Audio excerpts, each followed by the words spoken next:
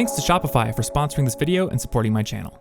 Okay, so I am running the risk of making myself look pretty old here, but 10 years ago this month, I opened up a laptop on the desk underneath my dorm room loft bed, and I bought the domain collegeinfogeek.com, which started out as a side project blog, but eventually became my full-time job and launched this very YouTube channel. So that means that this month marks a full decade that I've spent as a content creator and as an entrepreneur. So today, I want to share some of the lessons that I've learned during my long 10-year journey as both a content creator and as an entrepreneur. And each of these 5 lessons is something that I wish I would have known at the beginning of my journey. So if you're a creator yourself, or if you have aspirations to become one in the near future, I hope these lessons will be useful for you as well. Lesson number 1, your best friends are deadlines and accountability. Running my own company means that I am my own boss. And this is awesome for many different reasons. I can get up whenever I want. There's no corporate policy telling me I can't install what I want to install on my computer,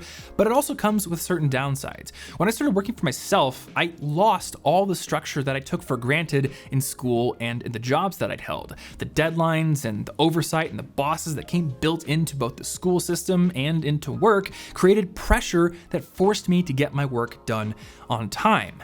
But as an entrepreneur, everything is on me. And to be quite honest, my self-discipline is not always up to the task of reining in my brain's more impulsive System 1 tendencies. So what do I mean by System 1?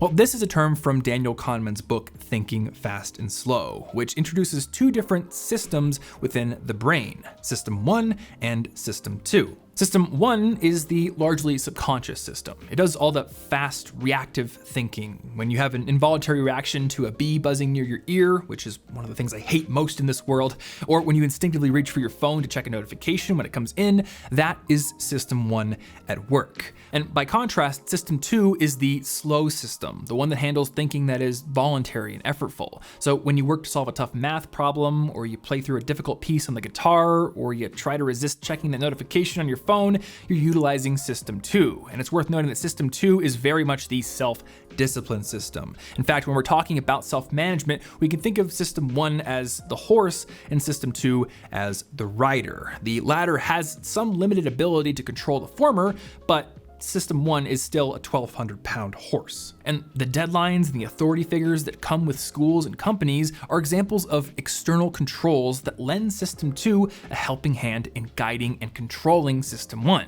And without them, it will inevitably fail more often. And I've learned this the hard way more than once. One of the most prominent times is back in 2012 when my blog finally started gaining some traction, and I actually started earning enough passive income from a few of my articles to pay my very meager bills. I lived in Iowa at the time, so living basically cost nothing, but it was pretty awesome. But then in 2013, I made the fatal mistake of getting into a little game called Magic: The Gathering. And then I ended up spending much of that year doing very little other than building decks and very little to grow my business. Now, this wasn't intentional. I would wake up each day intending to write a new article or code a new feature for my site, but then I would invariably get distracted researching card combos or building new decks. Without any real deadlines, without a boss, without any pressing need to bring in additional money right now because I had passive income, I found myself controlled by the whims of System 1. And this pattern continued for quite some time. In fact, if you look at my website's analytics from that time period, you're gonna see a long period of, well, stagnation. But you'll also see something else to the right side of the graph, because in mid-2014, things finally started to move upwards, leading to a big increase in average daily visitors starting in 2015. And that's because mid-2014 was when I finally decided to start acting like a professional. And when I use that term, professional, I mean it in the sense that James Clear meant it when he said, amateurs wait until they feel inspired to do creative work. Professionals do it on a strict schedule. And that is exactly what I started doing. I committed to creating one blog post, one podcast episode, and one YouTube video every single week. And I used apps like Habitica and Beeminder to keep myself on track, to guarantee that I would get that work done. And these tools essentially replaced the role of a boss, acting as those all-important external controls. The lesson here is clear. If you're gonna work for yourself, act like a professional. And that might mean making the executive decision to add some kind of external commitment device that helps you stay on task. Lesson number 2, reach out and build relationships. Working for yourself, which is often done by yourself, can get pretty lonely. Often you're running your own business and your in real life friends, they do not understand what it is you're doing or why you feel compelled to stay up until 4 a.m. tweaking button colors on your website.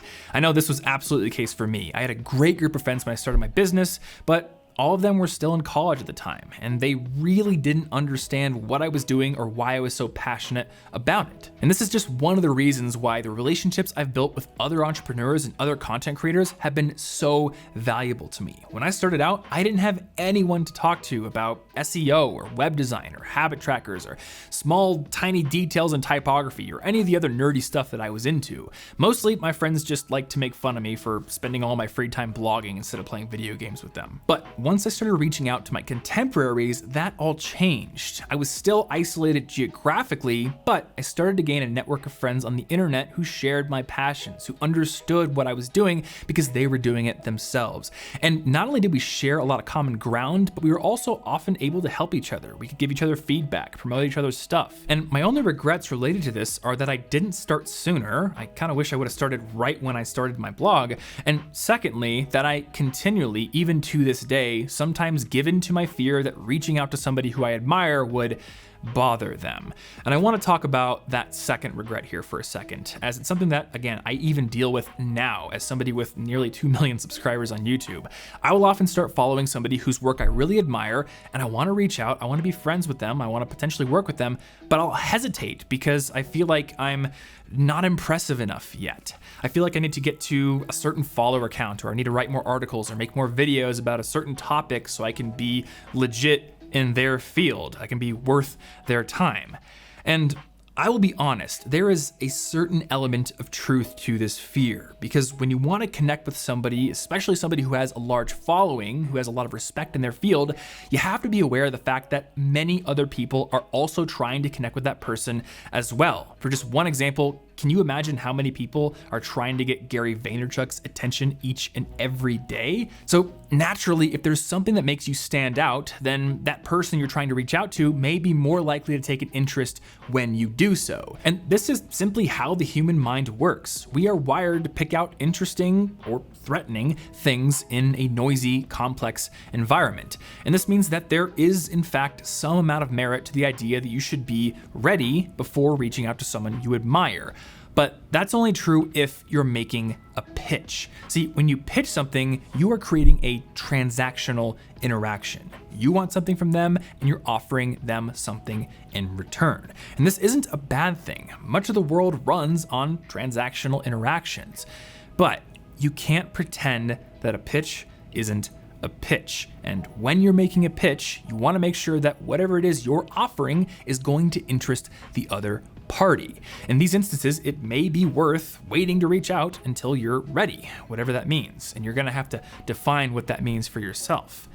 But not every interaction is transactional. You don't have to be ready to email a creator that you admire to tell them that an article they wrote or a video they made really resonated with you. You don't have to be ready to share someone's work to your own followers or to respond to them on Twitter with your own thoughts. In fact, many of the first interactions I had with a lot of my online friends started on Twitter. It's a really great platform for casually interacting in a way that's non-intimidating. And these kinds of interactions are what I call the fan first approach. When you admire somebody, a great way to start building a relationship with that person is to simply be a fan, to share their work, give feedback, interact in casual ways. And later, if you see an organic way to further that relationship, you can then take it.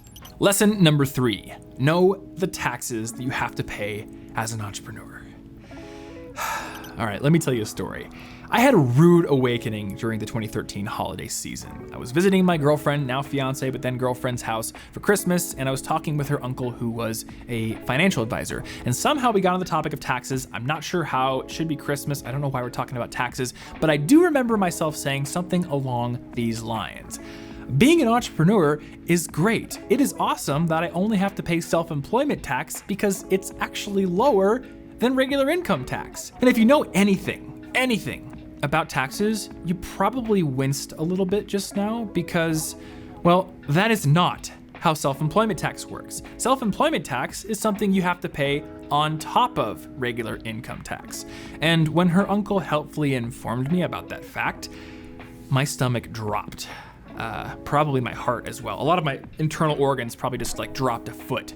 So I spent some time running the numbers on my mistake and realized that I owed the government about $30,000 in additional taxes, all due by April 15th. I thought I was all paid up, but no, another $30,000 due. So for the next few months, things were pretty tight and I had to scramble to get everything paid on time because I didn't want to be in the hole going forward. But it could have been avoided entirely if I had been better informed about the taxes I needed to pay. So please learn from my mistake. If you're going to work for yourself, make sure you know what you owe to the government. Now, I'm not gonna go too deeply into this here because this is a list video and it's not a video about taxes, but if you wanna get a decent estimate of your tax breakdown, again, if you're US based, in the description, I have linked to the budget model or spreadsheet that I've built and use for my own finances. And I built a ton of formulas into it that take in your rough monthly income and then spit out estimates for each of these three main taxes. And in the template version, I've also put lots of little notes in many of the cells that can explain things. So if you're curious, you can feel free to make a copy, play around with it, look at those notes. Hopefully you found it useful. Now keep in mind that it is not a panacea because there may be other taxes that you're gonna have to pay depending on the kind of business that you run. For instance, my fiance sells art prints and other physical goods at anime and sci-fi conventions all around the country. And since she is selling things directly, she has to collect and pay sales tax on those goods in addition to all the other taxes. Lesson number 4, get yourself a lawyer and an accountant.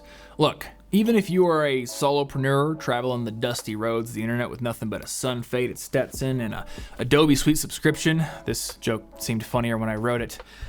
If you're content to DIY everything, I totally get it, but it is still worth putting together a team of sorts that consists of a lawyer and an accountant.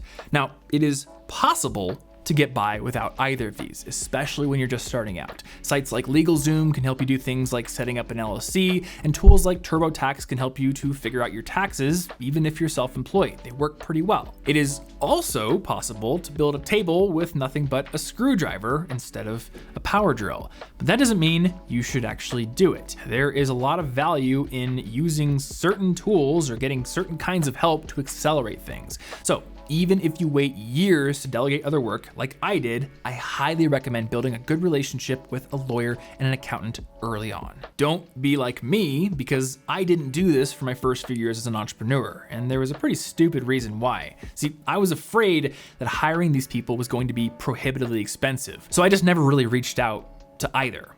I tried to do everything myself. I never even asked about pricing. And it must be said, there was some amount of good that came from that. I did learn how to do my own taxes, albeit on TurboTax, and I did develop a pretty wide array of knowledge for running my own business that does come in handy on a regular basis. But I can tell you from experience that there's only so much that Googling around can do. And if that's the route you take, sometimes you're gonna land yourself in trouble because you missed something important. Case in point, my $30,000 tax mistake that I talked about earlier. That could have been avoided if I'd had an accountant. As the old saying goes, nothing is more expensive than a cheap lawyer.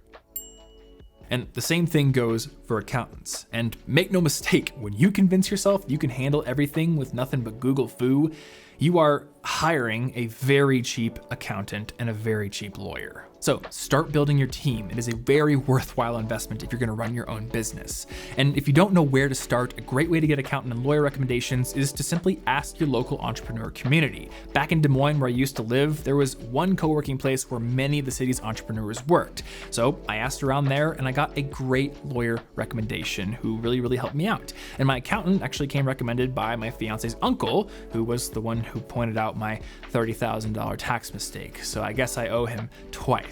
But as you can see, building relationships in your community is a great way to get recommendations for professionals who can help you. And that goes beyond accountants, it goes beyond lawyers. It's gonna help you when you need to hire other help as well. Lesson number 5, Become an unprompted learner. Another quick story for you. Something odd that I noticed near the end of my high school career was that a lot of my friends would spend a lot of their time complaining about how much work they had to do to apply for colleges. They would complain about having to search the college website for degree requirements. They would complain about writing essays and applications. They would complain about applying for scholarships. And this always struck me as odd because in doing all of this work, they were literally signing themselves up to do a lot more work. Like, a college application takes a few hours, but in doing it, you are literally signing yourself up to be a full-time student. At the time, that baffled me. Later on, I came to understand that there is a difference. See, despite the feeling of freedom that college brings, at least in comparison to high school, part of the allure of college is the idea that you're gonna be guided through a structured curriculum that will eventually render you ready for a high-paying job. College is, or at least it purports to be, a guided path. It provides you with a solid set of directions. And I found that most people are willing to work really hard as long as you hand them a solid set of directions. But much rarer is the type of person who is willing to do the mental work of figuring out what they have to do in the first place, which explains why my friends complained so much about the college application process. It involved a lot more independent decision making. It was a lot fuzzier.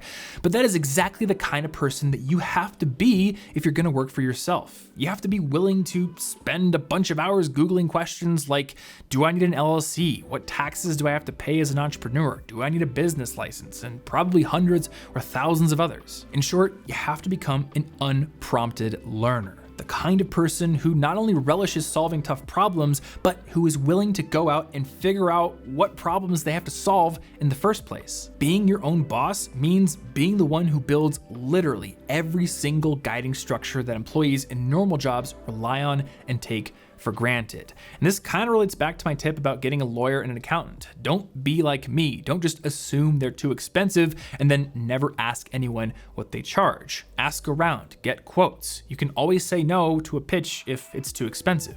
But on the other hand, if you don't ask, then you're never going to get an answer. Or to simplify that, and to put it in the words of Stevie Wonder, if you don't ask, you don't get.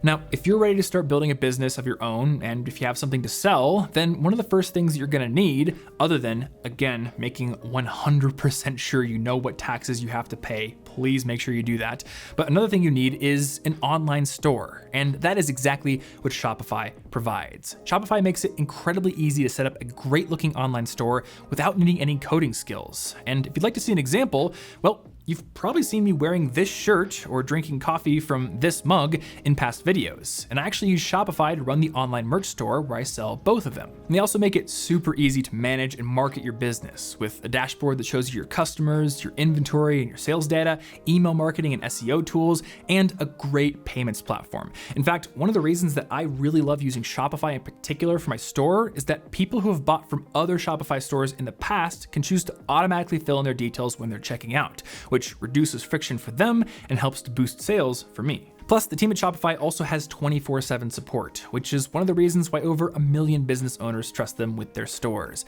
And if you'd like to give it a try for yourself, you can actually start a 14-day free trial by going over to shopify.com/thomasfrank and signing up, which also helps to support my channel. So check it out if you're interested. And as always, thank you so much for watching, and hopefully you found this video helpful. If you did, maybe consider gently fist bumping that like button with your middle knuckle on your right hand. We gotta be specific here.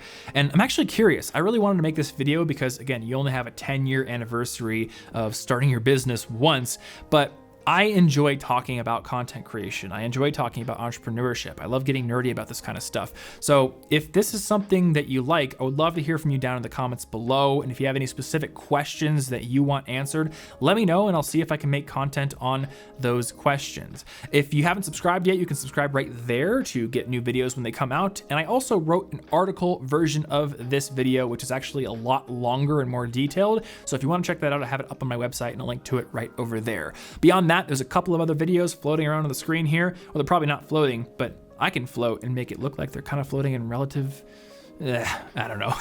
But smash your face into your phone screen to check those out if you're curious. Otherwise, go do whatever you want to do as long as it's safe, because as always, I'm not your dad.